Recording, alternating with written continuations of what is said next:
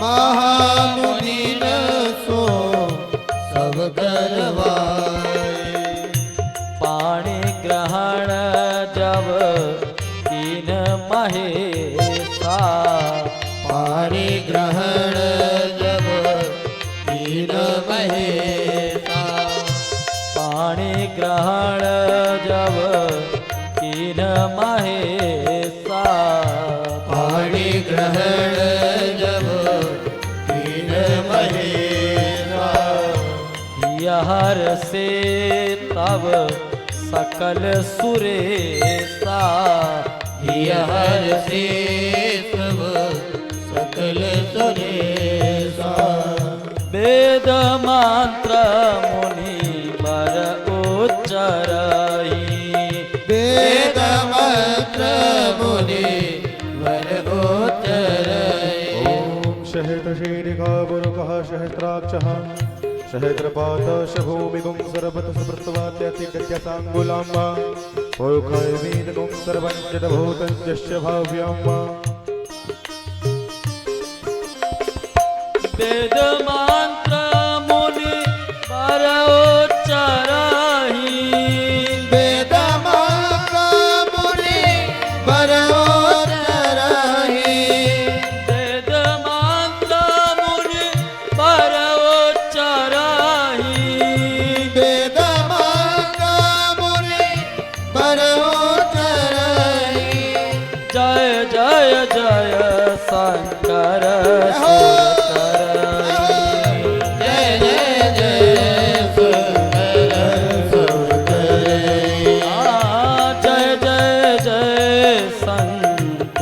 सुर करहि। जय जय जय शंकर सुर करहि। बाजहि बाजन विविध विधाना, बाजहि बाजन विविध विधाना। सुमन वृष्टि नभ भय विधि नाना, सुमन वृष्टि विधि नाना। बाजहि बाजन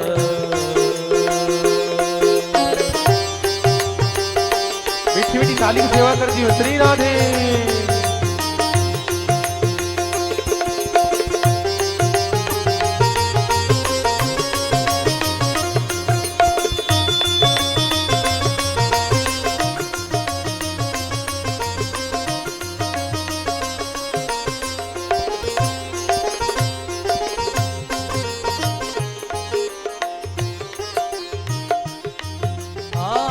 बाजहि बाजन विविध विधाना, बाजहि बाजन विविध विधाना। सुमन वृष्टि नभ भय विधि नाना, सुमन वृष्टि विधि नाना। हर गिरिजा कर भयउ विबाहु, हर गिरिजा कर भयउ विबाहु। हर गिरिजा कर भयउ विबाहु, हर गिरिजा कर भयउ विबाहु। सकल भुवन भरि रहा उछाहु, सकल भवन रहा उछाहु। सकल भुवन भरि रहा उछाहु, सकल भवन भरि रहा उछाहु। बोल शंकर भगवान की। वैदिक विधान के द्वारा भगवान भूत भावन भोलेनाथ का वैवाहिक कर्म संपन्न होता है। मैं निवेदन करूं, आज की जितनी शादियां होती हैं उसमें वैदिक विधान नहीं होता है। पंडित जी जब मंत्र बोलने के लिए बैठते हैं तो द्वार पूजन में बोलेंगे पंडित जी जल्दी करिए, और जैसे ही द्वार पूजन संपन्न हुआ तो 4 घंटा केवल फोटो खिंचाने में लगाते हैं। नाना प्रकार की स्टाइल करिए, ऐसे करो वैसे करो, और 4 घंटा फोटो खिंचवाएंगे। लेकिन जब पंडित जी मंत्र बोलने के लिए बैठेंगे तो कहेंगे पंडित जी छोटा वाला मंत्र बोलिए। इसी प्रकार आज आप देख लीजिए, कोई भी घर ऐसा नहीं है कि जिस घर में कलह ना हो। पति पत्नी में कलह जरूर मचा हुआ है। दंपति नाम च कलकलम, ये कलयुग का प्रभाव है। ऐसा नहीं होना चाहिए। जब भी वैदिक विद्वान बैठे कर्मकांड कराने के लिए तो उनको पूरा समय देना चाहिए। ऐसा नहीं कि महाराज जल्दी जल्दी निपटाइए। पंडितों को क्या है, पूजा 3 प्रकार की, छोटी बड़ी मझोल, और जब जैसा अवसर हो थैली दे में खोल।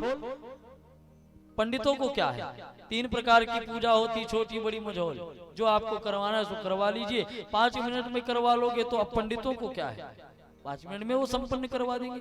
लेकिन वैदिक कर्म में अविधि नहीं होना चाहिए।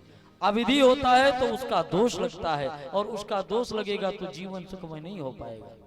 आज भगवान भोलेनाथ का वैदिक विधान से विवाह हुआ। देवताओं ने आकाश से पुष्पों की वर्षा की, नाना प्रकार के वाद्य बजाए गए। दासी दास तुरग रथ नागा, धेनु बसन मुनि वस्तु विभागा। भोलेनाथ को दहेज में बहुत सारी सामग्रियां प्राप्त हुई, सो लेकर के भगवान कैलाश पर पधारे। मैया ने कहा बाबा आप फक्कड़ की तरह रहते हैं, कुछ घर वर बनवा लीजिए। भोले बाबा ने कहा देवी अगर आप कहती हैं तो ठीक है। भोले बाबा ने लंका बनवाई। गृह प्रवेश के लिए पंडित बुलाया रावण को। रावण ने कर्मकांड कराया। बाबा ने कहा भाई पंडित जी से कर्मकांड करवाएं तो दक्षिणा तो देनी पड़ेगी। पंडित जी दक्षिणा बताइए। दे दीजिए बाबा जो आपकी इच्छा हो। अब मैं क्या मांगू आपसे? बाबा ने कहा नहीं, आप हमारे आचार्य हैं, जो आपको आपकी इच्छा हो तो आप बताइए। रावण ने कहा बाबा लंका मुझे बहुत प्यारी लग रही है, दे दीजिए। बाबा ने तुरंत हाथ में जल लिया और संकल्प करके लंका रावण को समर्पित कर दिया। भोले बाबा फक्कड़ बनकर कैलाश पर्वत पर निवास करते हैं और भगवान का भजन करते हैं। भजन कर मस्त जवानी में, बुढ़ापा किसने देखा है। भजन कर मस्त जवानी में, बुढ़ापा किसने देखा है। भजन कर मस्त जवानी में, बुढ़ापा किसने देखा है। भजन कर मस्त जवानी में, बुढ़ापा किसने देखा है।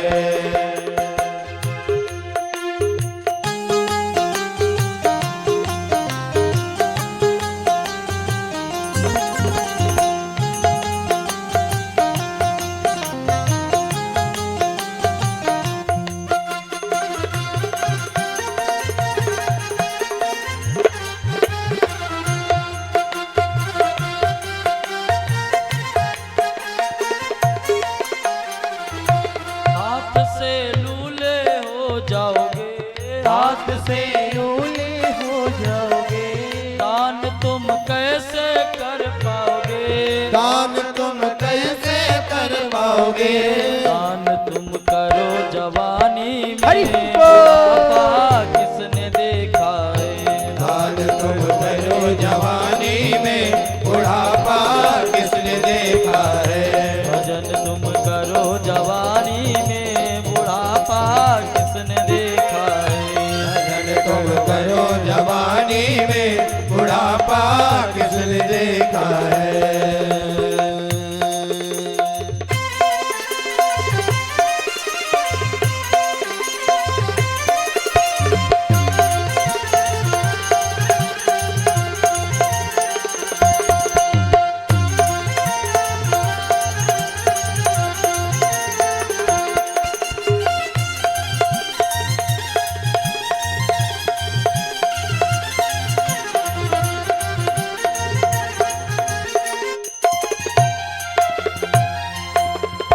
आँख से अंधे हो जाओगे, आँख से अंधे हो जाओगे। जाओगे, आँख से अंधे हो जाओगे, आँख से अंधे हो जाओगे, दरस फिर कैसे कर पाओगे, दरस फिर कैसे कर पाओगे।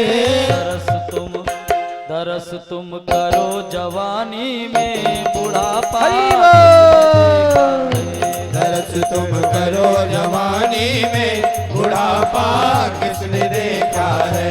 भजन तुम करो जवानी में, बुढ़ापा किसने देखा है। भजन तुम करो जवानी में, बुढ़ापा किसने देखा है।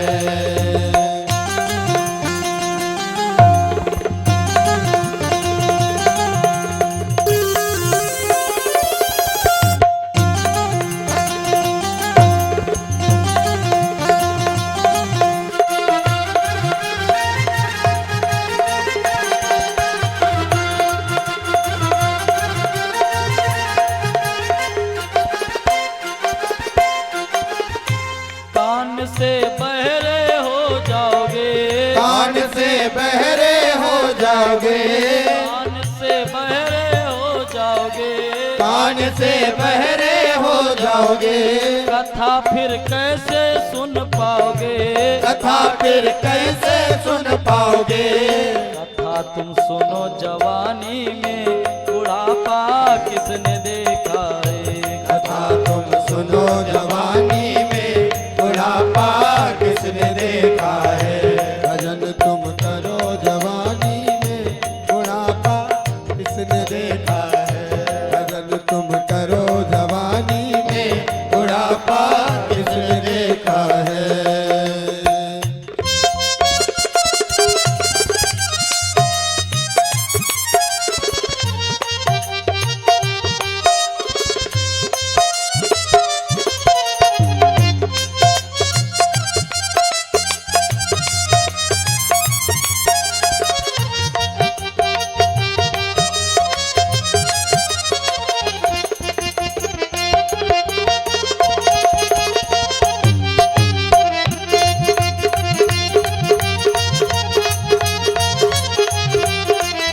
भजन तुम करो जवानी में, बुढ़ापा किसने देखा। भजन तुम करो जवानी में, बुढ़ापा किसने देखा है।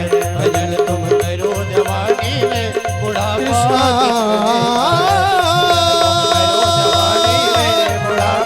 किसने देखा है।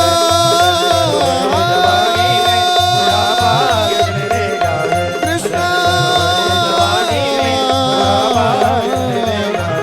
कृष्ण जवानी में, बुढ़ापा किसने देखा है। बोले श्री सीताराम जी महाराज की। मैत्रेय जी विदुर जी से कहते हैं कि विदुर जी, आपने शिव पार्वती के सुंदर विवाह की चर्चा श्रवण की। अब मैं आपको मनु महाराज के पुत्रियों के कथा तो श्रवण कराई। अब दो पुत्र थे, प्रियव्रत और उत्तानपाद। उनमें से पहले उत्तानपाद का चरित्र और वंश श्रवण करो।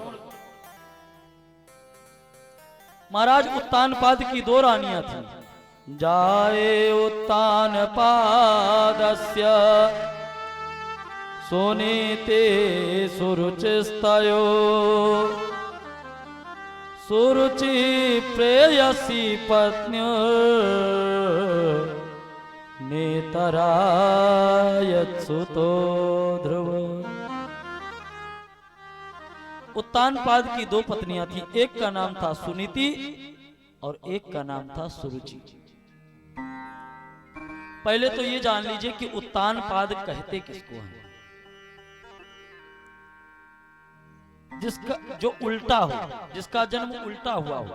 उत्तान माने होता है उल्टा और पैर माने, पाद माने पैर।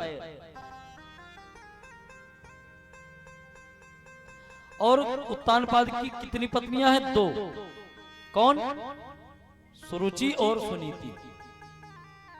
आज भी जितने लोग हैं सब उत्तानपाद हैं और सबकी दो पत्नियां हैं। कोई रुचि प्रधान है और कोई नीति प्रधान है। नीति प्रधान वाला व्यक्ति जो होता है उसको अगर 10 रुपया दे दिया जाए तो वो उसमें से 1 रुपया भी फालतू खर्चा नहीं करेगा। और अगर रुचि प्रधान वाला व्यक्ति है तो वो 10 रुपए में भी उसको कमी पड़ जाएगी। रुचि जिसकी तेज होगी वो बाजार, उसको 10 रुपया दे करके बाजार भेज दीजिए तो सोचेगा कि 2 रुपए का सामान ले जाना है तो चलो 2 रुपया मैं खा लेता हूं, और करते करते सब पैसा खर्चा कर देगा, सामान भी नहीं लेकर आएगा।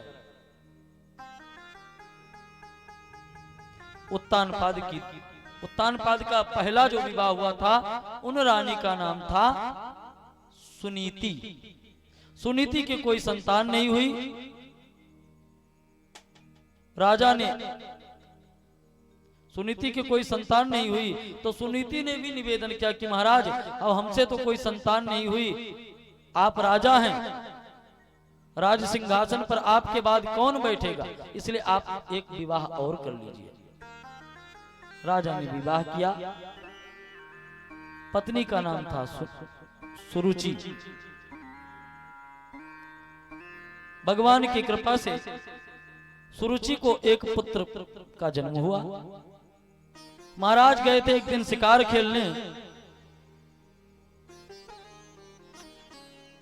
तो सुनीति महारानी राजभवन में नहीं रहती थी।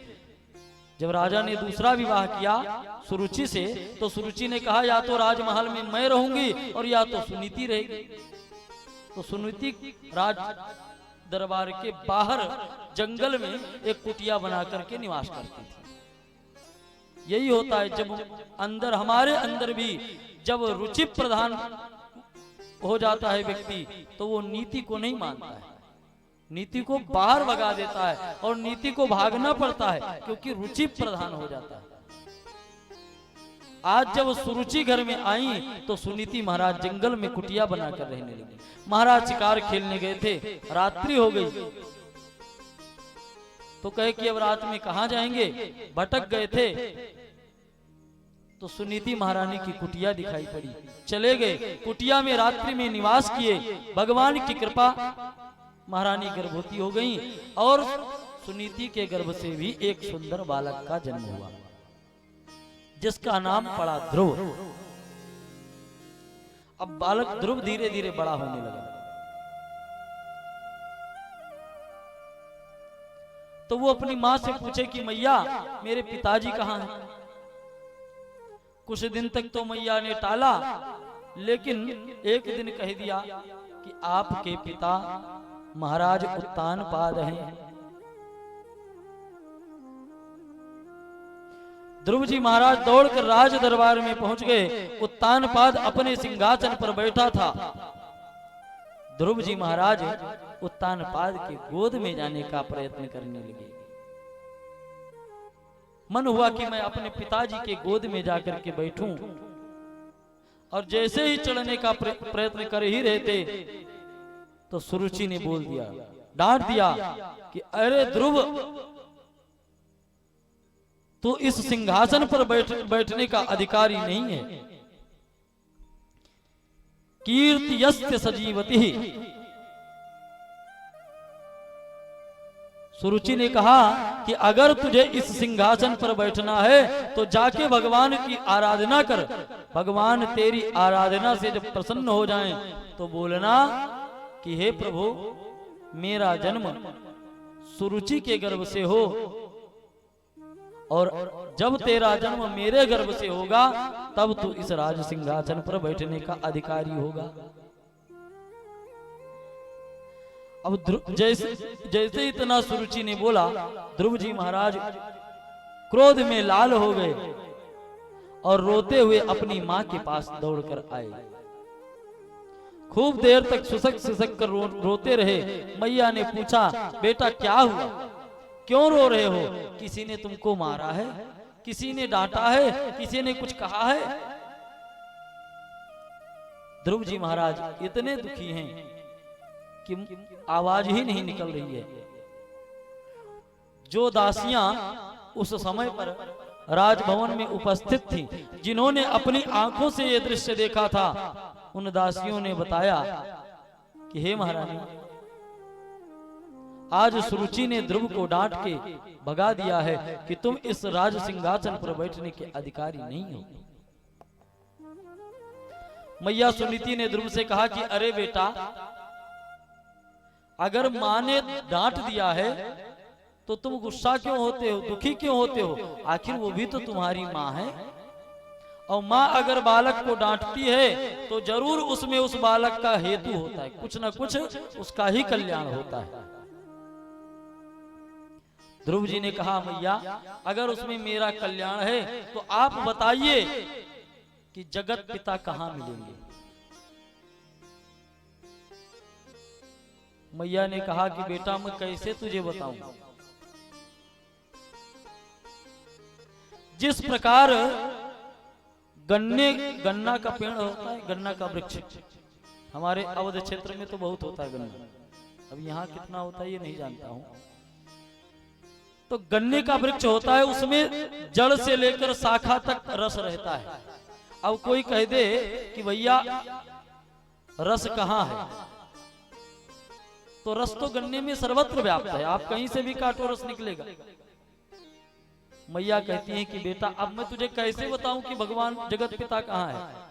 हरि व्यापक सर्वत्र समाना, बेटा भगवान सब जगह व्याप्त है। आप जहां उसकी आराधना करोगे, जहां उसको प्रेम से पुकारोगे तो प्रेम ते प्रकट हो ही मैं जाना। ध्रुव ने कहा कि मैया, सुरुचि मैया ने मुझसे कहा है कि तुम इस सिंहासन पर बैठने के अधिकारी नहीं हो, तो आज मैं भी प्रतिज्ञा करता हूं कि मैं जा रहा हूं और जगत पिता के गोद में बैठकर दिखाऊंगा। जब तक मैं जगत पिता से मिल नहीं लूं, उनकी गोद में ना बैठ जाऊं, तब तक मैं घर वापस लौट करके नहीं आऊंगा। और 5 वर्ष के बालक ध्रुव घर बार राजपाट त्याग करके वन में चले गए।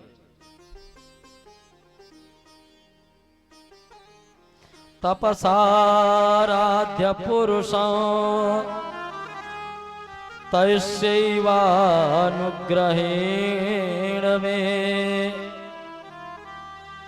गर्भे त्वं साधयात्मानं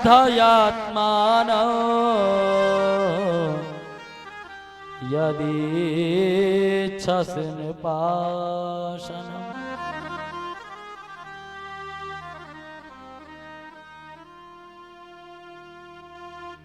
ध्रुव जी महाराज अपने मां के चरणों में दंडवत करके और अपनी कुटिया से बाहर निकल जाते हैं कि मैया मां मंगलम तात परेषु संस्था भुंक्ते जनो यत् पर दुःखदस्त। अब मैं जा रहा हूं और जब तक भगवान मुझसे आकर के नहीं मिलेंगे, परम पिता परमेश्वर जगत पिता मुझसे नहीं मिलेंगे, तब तक मैं लौट कर नहीं आऊंगा। निवेदन करूं, अगर मन में दृढ़ विश्वास है, आपके मन में दृढ़ संकल्प है, तो भगवान भी आकर के और आपसे पूछेंगे कि बेटा क्या चाहिए।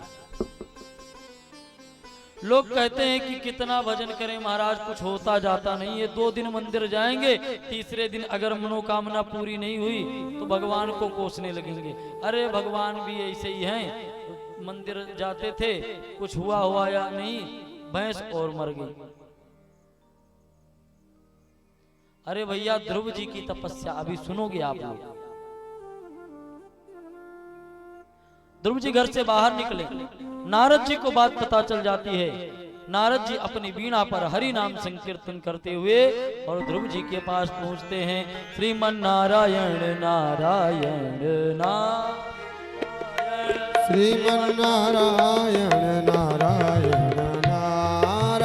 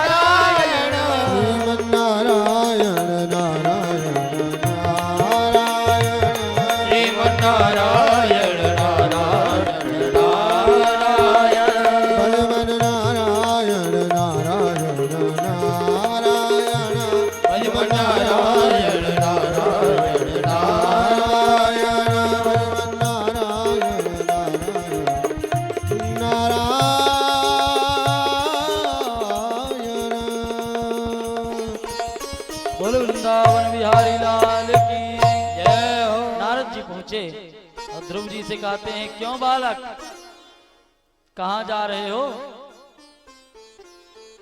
घर बार छोड़ करके लगता है कि निकले हो, कहां जा रहे हो? बड़े क्रोधित से दिखाई दे रहे हो, क्या बात है? ध्रुव जी ने कहा, बाबा मैं जंगल जा रहा हूं।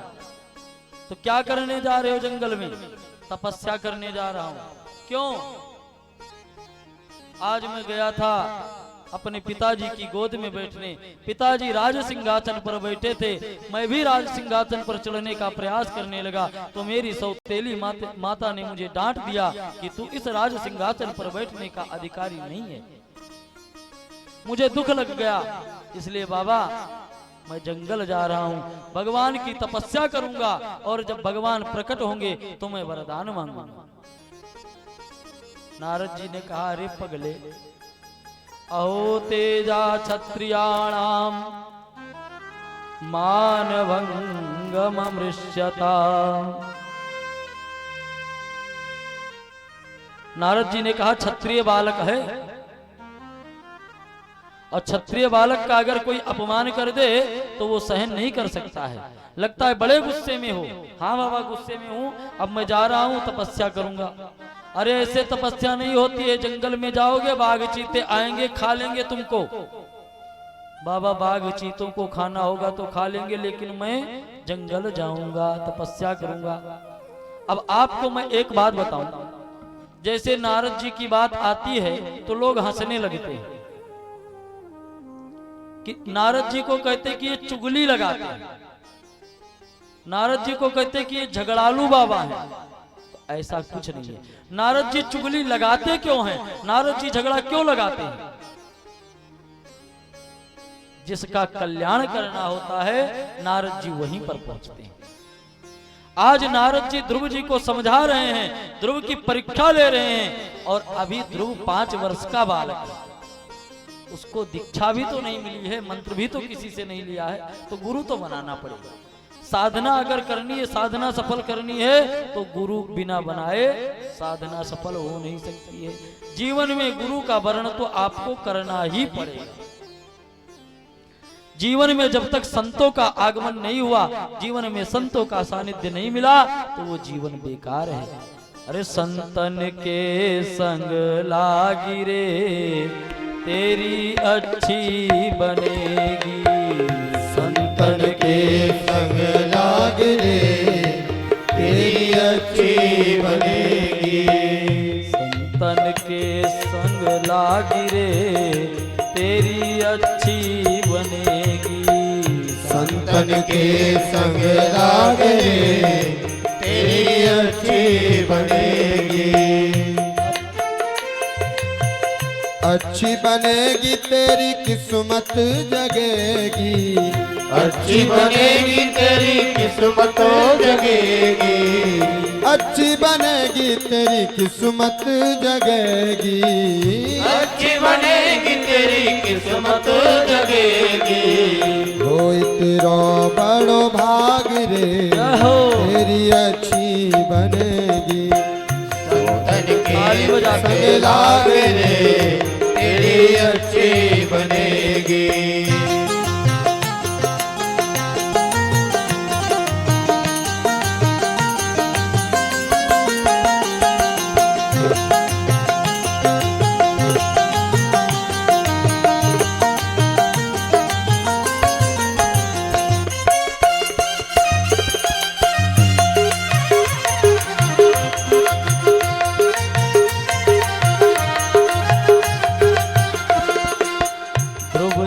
बन गई प्रहलाद जी की बन गई, ध्रुव जी की बन गई प्रहलाद जी की बन गई। ध्रुव जी की बन गई प्रहलाद जी की बन गई। ध्रुव जी की बन गई प्रहलाद जी की बन गई। हर कीर्तन में लाग रे, हर कीर्तन में लाग रे तेरी अच्छी बनेगी। संतन के संग लाग रे तेरी अच्छी बनेगी।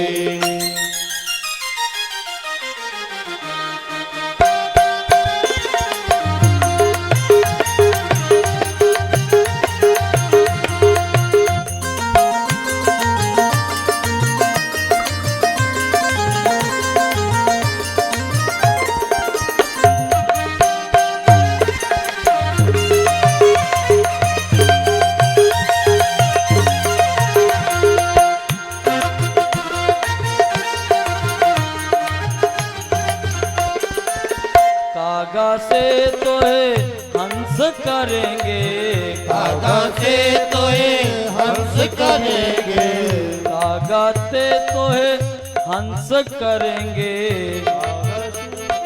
हंस करेंगे, मिट जाए दिल के दाग रे, मिट जाए दिल के दाग रे, तेरी अच्छी बनेगी संतन के संग लाग रे, तेरी अच्छी बनेगी।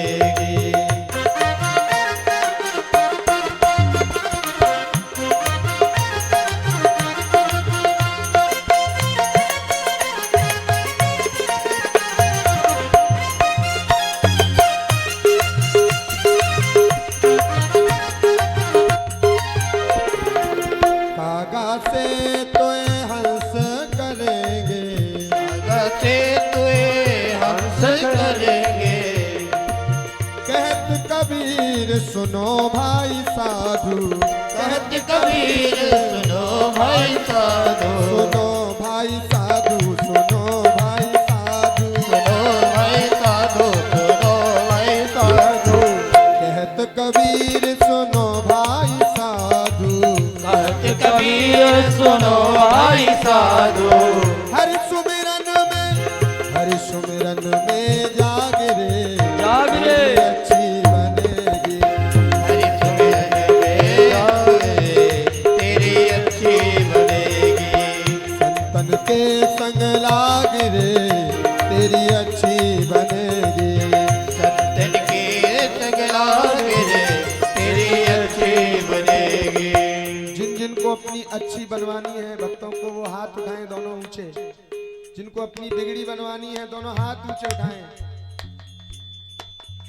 हाँ, और तालियों की सेवा करते बोले मेरे साथ, संतन के संग लाग रे, तेरी अच्छी बने, संतन के संग लाग रे, तेरी अच्छी बने। मेरा दोनों हाथ उठा के तालियों की सेवा करते हुए, एक तो दिख भी नहीं रहे पीछे क्या कर रहे हैं, भक्त मंडली पीछे कुछ कर रही है, दिख भी नहीं रहे, थोड़े थोड़े दिख रहे हैं। दोनों हाथ उठा के तालियों की सेवा करती हुई बोलो, संतन के संग लाग रे, तेरी अच्छी बने, संतन के संग लाग रे, तेरी अच्छी बनेगी, होय तेरो बड़ो भाग रे, तेरी अच्छी बनेगी, होय तेरो बड़ो भाग रे, तेरी अच्छी बनेगी,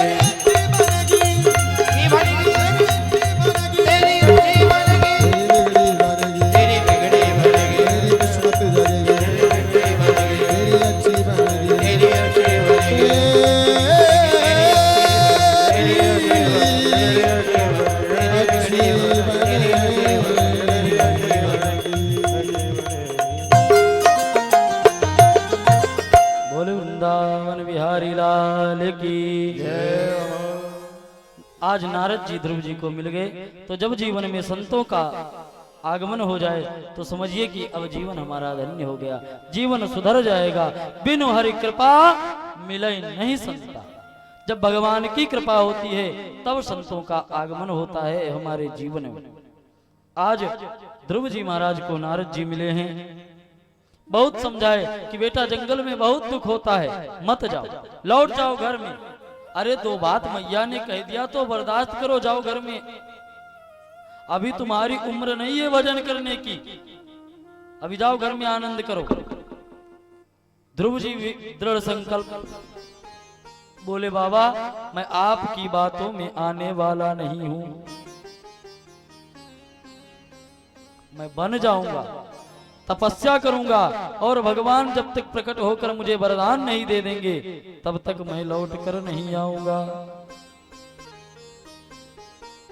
नारद जी कहते हैं ये बालक नहीं मानेगा, तुरंत बुलाते हैं और कान में एक मंत्र फूंक देते हैं, ओम नमो भगवते वासुदेवाय, ओम नमो भगवते वासुदेवाय, ओम नमो भगवते वासुदेवाय, ओम नमो भगवते वासुदेवाय, ओम नमो भगवते वासुदेवाय, ओम नमो भगवते वासुदेवाय, वासुदेवाय मेरो नंद नंदनाय, वासुदेवाय मेरो नंद नंदनाय, वासुदेवाय मेरो कौशलेन्द्राय वासुदेवाय मेरो कौशलेन्द्राय ओम नमो भगवते वासुदेवाय ओम नमो भगवते वासुदेवाय ओम नमो भगवते वासुदेवाय ओम नमो भगवते वासुदेवाय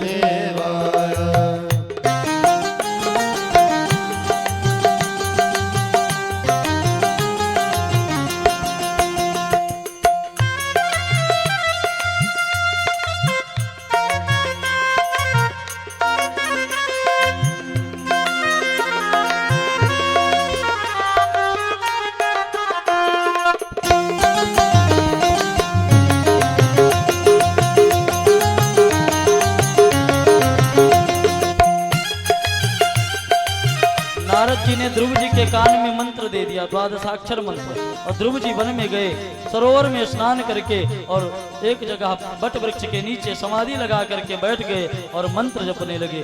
ओम नमो भगवते वासुदेवाय ओम नमो भगवते वासुदेवाय ओम नमो भगवते वासुदेवाय ओम नमो भगवते वासुदेवाय ओम नमो भगवते वासुदेवाय ओम नमो भगवते वासुदेवाय वासुदेवाय मेरो नंदनंदनाय ओ वासुदेवाय मेरो नंदनंदनाय वासुदेवाय मेरो कौशलेन्द्राय वासुदेवाय मेरो कौशलेन्द्राय ओम नमो भगवते वासुदेवाय ओम नमो भगवते कौशलेन्द्राय ओम नमो भगवते वासुदेवाय ओम नमो भगवते वासुदेवाय ओम नमो भगवते वासुदेवाय ओम नमो भगवते वासुदेवाय कृष्ण चंद्र कौशलेन्द्र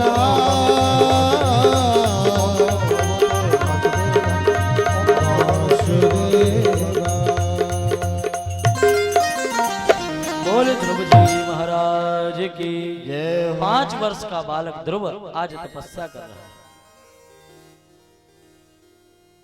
तिरात्रांते त्रिरात्रांते कपित्थ वदरासन आत्मवृत्त्यनुसारेण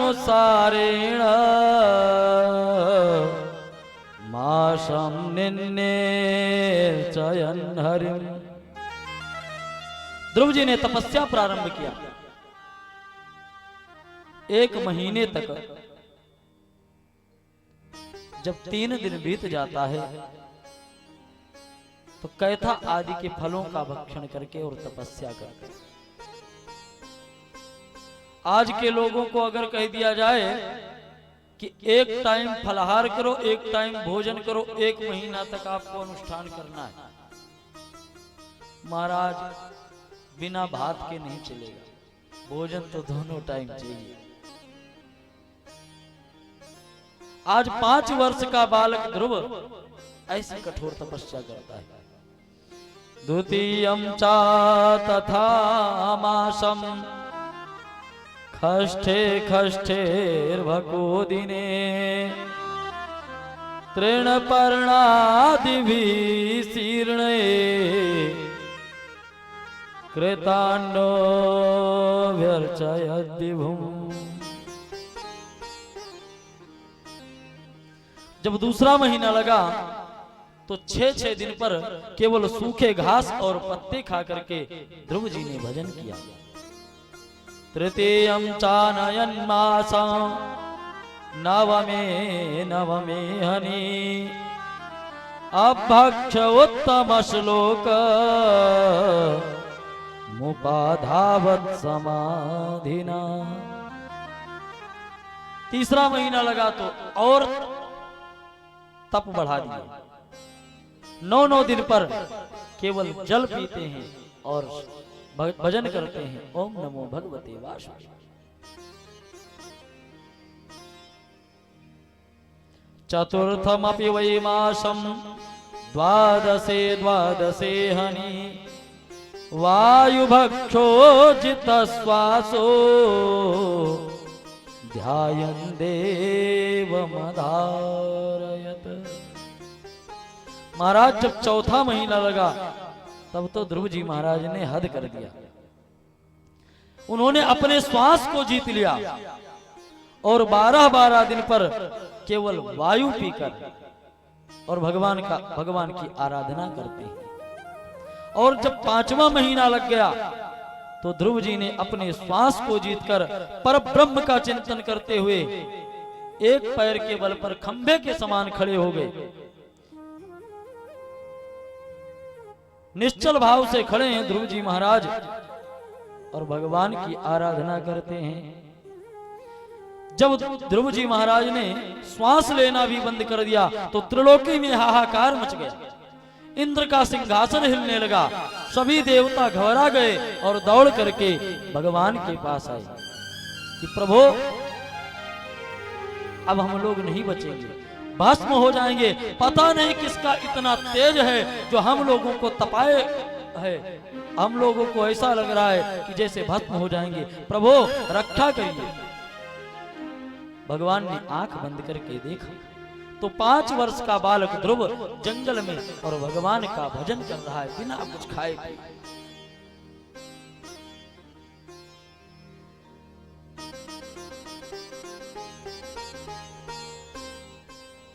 भगवान कहते हैं, देवता लोग भगवान के पास दौड़े दौड़े गए और प्रार्थना करते, निवेदन करते हैं। कहते हैं नवम वेदामो भगवन् प्राणरोधम चराचरस्याखिल सत्वधाम्ना विधेहि तन्नो वृजनात् विमोक्षं प्राप्ता वयं त्वां शरणं शरण्यम। देवताओं ने कहा प्रभु मैं आपके शरण में हूं, हम लोगों की आप रक्षा करिए। भगवान ने कहा देवताओं डरो मत, तुम लोग बहुत जल्दी डर जाते हो। ये उत्तानपाद का पुत्र ध्रुव ये तपस्या कर रहा है, उसी के शरीर से जो तेज निकल रहा है उसी तेज से तुम लोग घबराए हुए हो। अभी मैं जाता हूं और उस बालक के तपस्या को पूर्ण कराता हूं। भगवान प्रकट हो गए। ध्रुव जी तपस्या कर रहे हैं, आंख बंद किए हुए हैं और अपने हृदय में भगवान के सुंदर स्वरूप का दर्शन कर रहे हैं कि भगवान मेरे सामने हैं, चतुर्भुजधारी हैं, पीतांबर धारण किए हुए हैं, गले में बनमाला धारण किए हुए हैं, सुंदर स्वरूप है, लंबी लंबी भुजाएं हैं और मंद मंद मुस्कुरा रहे हैं। ऐसा लग रहा है कि मानो पूरे जगत को मोहित कर रहे हो। ऐसे भगवान की सुंदर छवि को ध्रुव जी अपने हृदय में विराजे हैं, हृदय में दर्शन कर रहे हैं। आज साक्षात नारायण प्रभु ध्रुव जी के सामने खड़े हैं। ध्रुव जी आंखें नहीं खोल रहे, भगवान कह रहे हैं कि बेटा आंखें खोलो। ध्रुव जी को कुछ पता ही नहीं चल रहा है। ध्रुव जी ने आंखें खोला, देखा सामने भगवान खड़े हैं। अब क्या करना चाहिए क्या नहीं करना चाहिए ये इनको कुछ समझ में नहीं आ रहा। ध्रुव जी सोच रहे हैं कि मैं करूं क्या, मुख से वाणी नहीं निकल रही है। देखिए जब हृदय में अधिक प्रेम होता है तो ऐसे ही होता है। बोलना चाहता है कुछ व्यक्ति लेकिन निकलता है कुछ, क्योंकि उसके हृदय में इतना प्रेम है कि वो बातें बना नहीं पाता कि बना बना के बातें बोले। जो हृदय में आया मन में आया सो बोल दे। आज ध्रुव जी महाराज के हृदय में भगवान के प्रति इतना प्रेम है कि वो कुछ बोल ही नहीं पा रहे। एक श्लोक ध्रुव जी ने बोला, योऽन्तः प्रविश्य मम वाचमिमां प्रसुप्ता संजीवयत्यखिल शक्तिधरस्वधाम्ना अन्याश्च हस्तचरण श्रवण त्वगादीन् प्राणान्नमो भगवते पुरुषाय तुभ्यं। आप लोग अभी विराजे रहिए, 10 मिनट का समय और दीजिए, उसके बाद आरती प्रसाद लेकर के आप लोग अपने अपने घर के लिए प्रस्थान करिएगा। ध्रुव जी महाराज ने बड़ी सुंदर स्तुति भगवान की है कि हे प्रभु, आप ही मेरे हृदय के अंदर विराजे हुए हैं, आपके द्वारा ही समस्त चराचर जगत चलायमान हो रहा है। प्राणान नमो भगवते पुरुषाय तुभ्यम, हे प्राण प्रिय परमात्मा परम ब्रह्म, मैं आपके चरण कमलों में बार बार प्रणाम करता हूँ। भगवान ने आशीर्वाद दिया और कहा कि ध्रुव, जो वरदान मांगना चाहते हो मांग लो, मैं तुम्हारी तपस्या से प्रसन्न हूँ। ध्रुव जी कहते हैं कि भगवान प्रभु मुझे कुछ नहीं चाहिए, मैं क्या मांगू आपसे। भगवान ने कहा चलो ठीक है, तुम्हें सिंहासन पर बैठने की इच्छा थी, सिंहासन पर बैठने की कामना तुम्हारे हृदय में थी, तो तुम्हें मैं वरदान देता हूं, जाओ 36,000 वर्ष तक राज्य करो, उसके बाद में ध्रुव पद पर आके विराजमान हो। ध्रुव जी महाराज तपस्या पूर्ण करके अपने घर के लिए प्रस्थान करते हैं। नारद जी राजमहल में पहले से पहुंच जाते हैं, उत्तानपाद को खबर देते हैं कि आपका बेटा ध्रुव तपस्या करके भगवान से वरदान प्राप्त करके और लौट रहा है।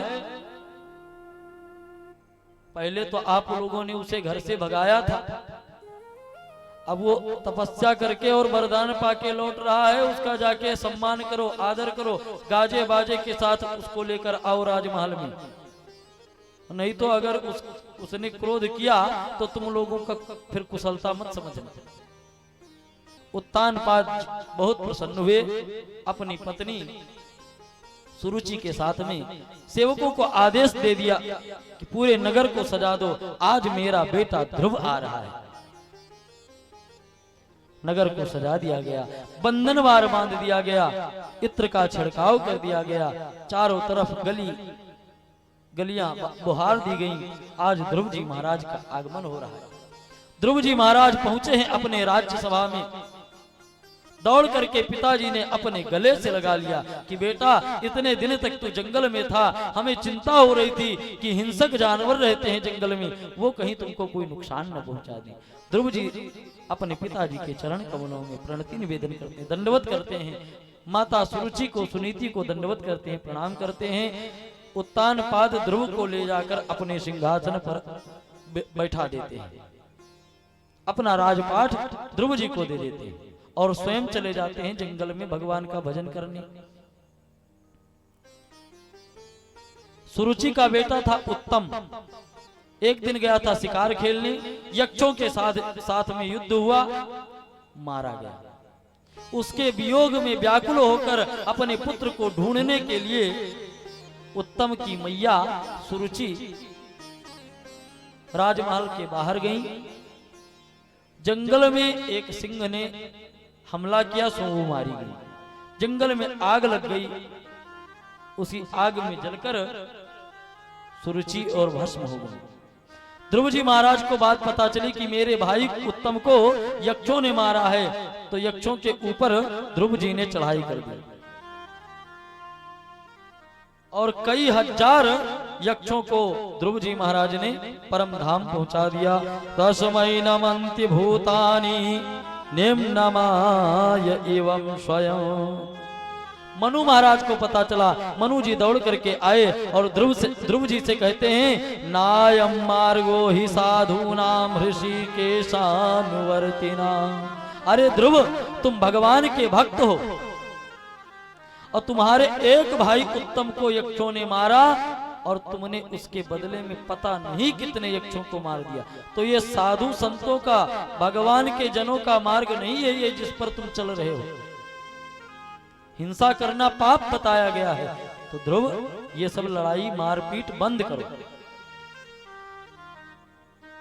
ध्रुव जी समझ जाते हैं और यक्षों के जो सरदार हैं ध्रुव जी महाराज जाकर के मृत्यो मूर्धिम पदा नायम मार्गो हि साधूनाम ऋषिकेशानुवर्तिनाम। जब मनु महाराज ने समझाया तो ध्रुव जी दौड़ करके गए और यक्षों से क्षमा याचना करते हैं। उसी समय मृत्यु देव उपस्थित हो जाते हैं। ध्रुव जी से कहते हैं कि महाराज अब आपका कार्यकाल इस पृथ्वी पर पूर्ण हुआ, अब आप मुझे स्वीकार करिए।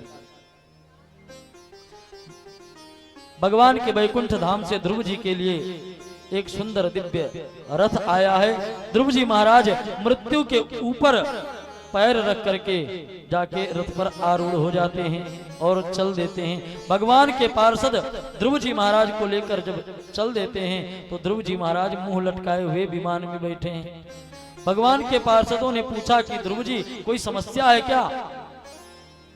ध्रुव जी ने कहा कि अब क्या बताऊं, जिस माँ ने मुझे जन्म दिया, जिस माँ के कारण आज मैं ध्रुव पद पर जा रहा हूं, उसी माँ को मैं भूल गया।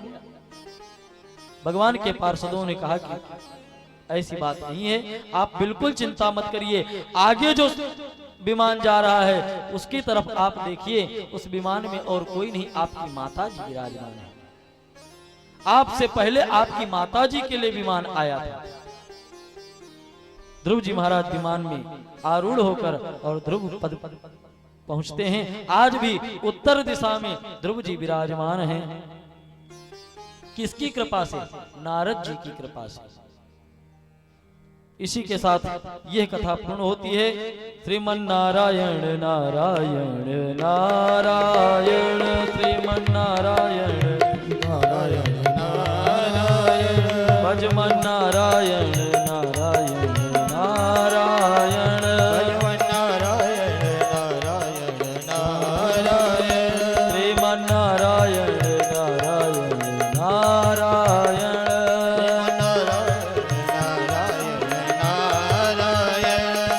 श्रीमन्नारायण नारायण नारायण,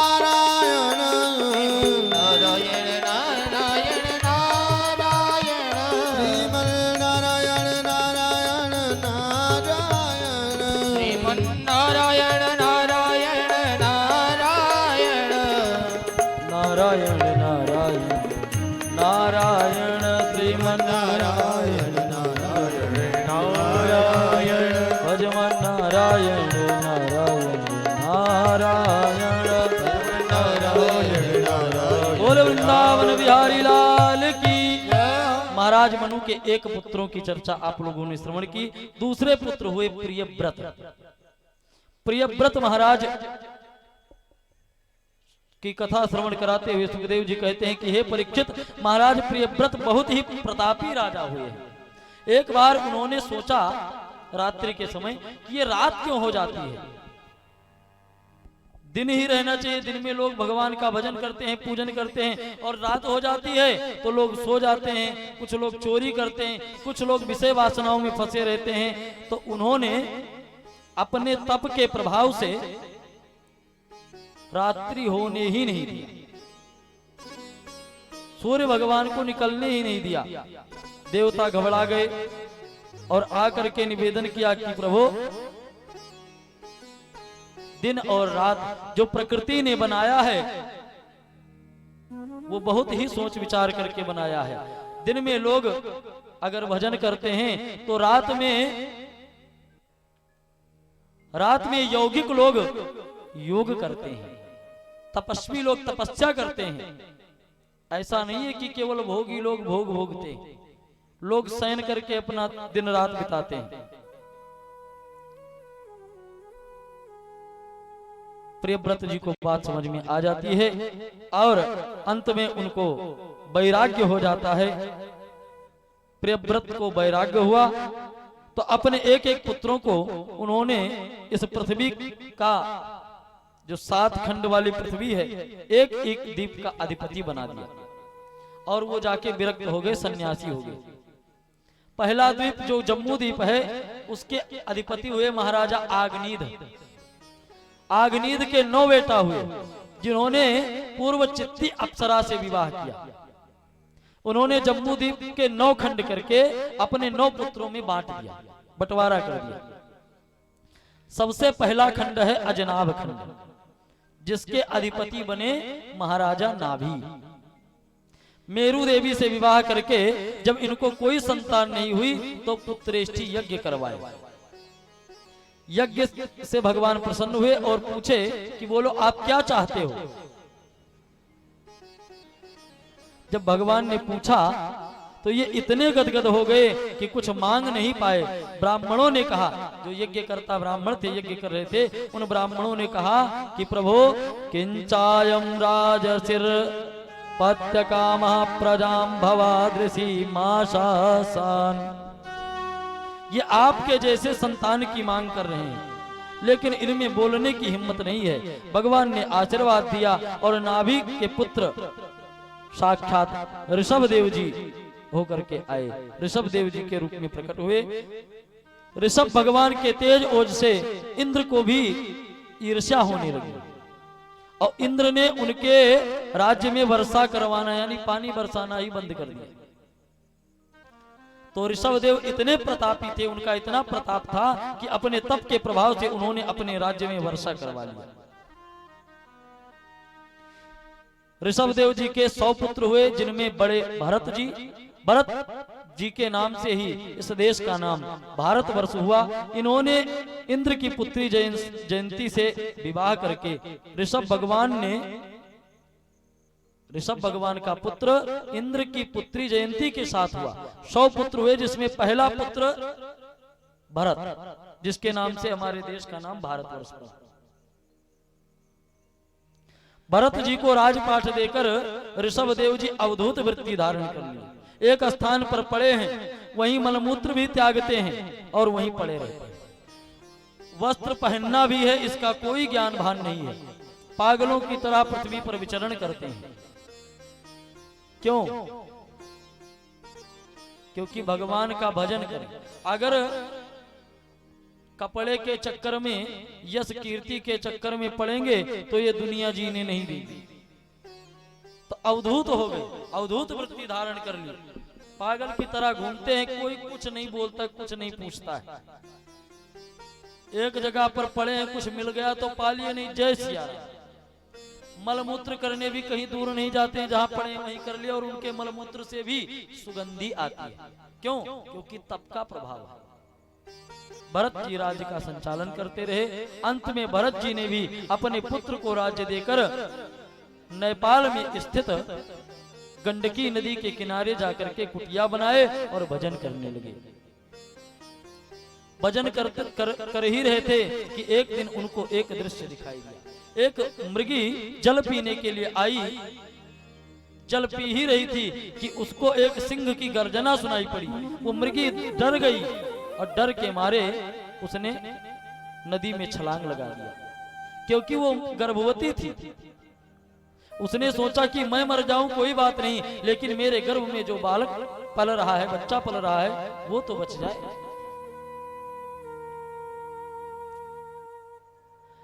हिरनी ने छलांग लगा दिया। छलांग लगाने की वजह से उसका गर्भपात हो गया। बालक उसी नदी में बहने लगा।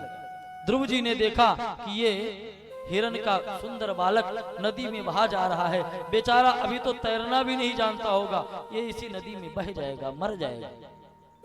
तुरंत भरत जी कूद गए नदी में। भरत जी ने नदी में छलांग लगाई। छलांग लगाकर उस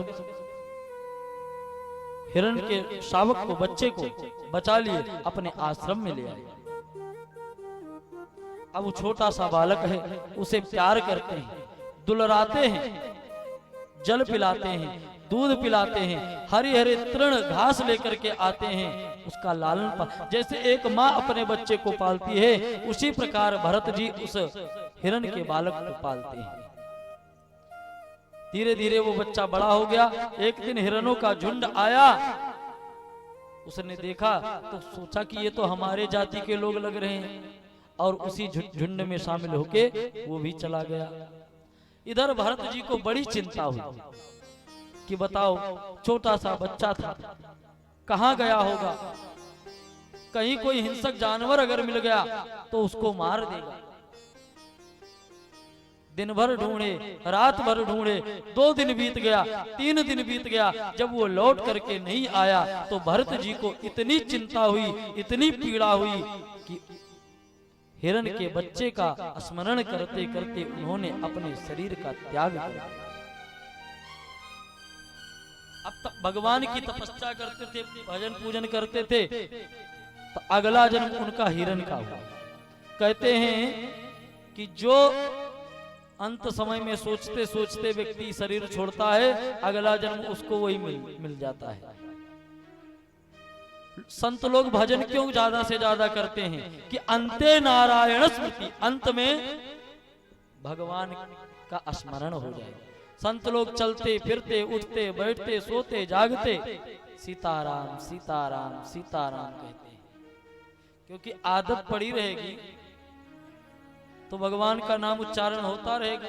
कोई भी कष्ट आए, चाहे सुख आए, चाहे दुख आए, भगवान का नाम ही निकलता है मुंह से। भरत जी को मृग योनि में जाना पड़ा, लेकिन भगवान की कृपा से उनको अपने पूर्व जन्म का ज्ञान था। सो उन्होंने वहीं सरस्वती नदी में आकर के और खड़े हो गए, कुछ खाना पीना नहीं, अपने प्राणों का त्याग कर दिए। अगला जन्म उनको ब्राह्मण के घर में मिला। आंगिरस गोत्रीय ब्राह्मण के यहाँ जन्म मिला। पिताजी ने खूब गायत्री मंत्र रटवाया, लेकिन भरत जी ने मन में विचार बना लिया था कि अब मैं कुछ न रटूंगा, न पढ़ूंगा, न बोलूंगा, न सुनूंगा, न देखूंगा, क्योंकि ये जो इंद्रियां हैं ये बहुत परेशान करती हैं। ये आंख देखना कुछ चाहती है, लेकिन देखना चाहिए कुछ और। शास्त्रोक्त विधान कुछ और कहता है, लेकिन ये इंद्रियां जो हैं ये देखना कुछ चाहती हैं, सुनना कुछ चाहती हैं। भरत जी ने कहा अब तो अवधूत वृत्ति ही धारण करना पड़ेगा, ना कुछ बोलते हैं ना कुछ पढ़ते हैं।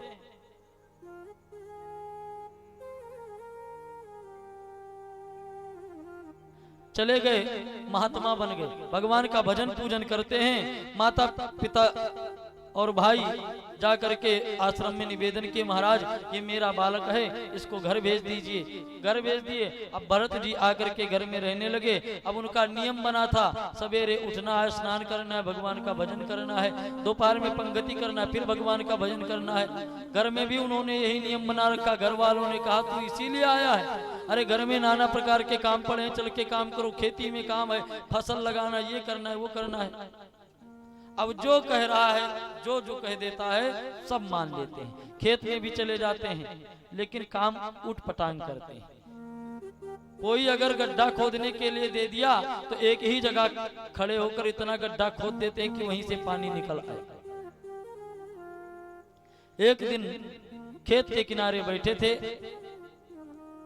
चोरों के सरदार ने माता भगवती कात्यायनी से निवेदन किया था कि अगर हमारे कोई संतान होगी तो मैं आपको नरबलि चढ़ाऊंगा। नरबलि चढ़ाने के लिए वो एक बच्चे को पकड़ कर ले गए थे, लेकिन अंधेरा था, वो बच्चे का हाथ छूट गया, भाग गया। अब कहां से लाए नरबलि? दूत लोग ढूंढने निकले तो भरत जी अपने खेत के मेड़ पर बैठकर भगवान के नामों का कीर्तन कर रहे थे। भरत जी दिखाई पड़े। दूतों ने देखा मोटा ताजा व्यक्ति है, इसको ले चलो, इसकी बलि अगर देंगे तो माता जी खूब प्रसन्न होंगी। अब ले गए, बलि देने के लिए स्नान करवाए। अब ये ऐसे अवधूत बने थे कि ये जल्दी नहाते धोते भी ठीक से नहीं थे। जनेऊ भी खूब मैला था और शरीर में खूब मैल लग गई थी। चोरों ने खूब रगड़ रगड़ के स्नान करवाया, खूब पूरी कचौड़ी मालपुआ खवाया। अब बलि देने के लिए जैसे माता जी के सामने ले गए, जैसे तलवार गर्दन पर चलाना चाहते थे, मूर्ति फाड़ के महाकाली प्रकट हो गई और तलवार छीनकर जितने दुष्ट थे सबका वध करके और भरत जी को अपने हृदय से लगाया। एक दिन सौवीर नरेश रहुगण अपने गुरु जी के पास जा रहा था कथा श्रवण करने, दीक्षा लेने।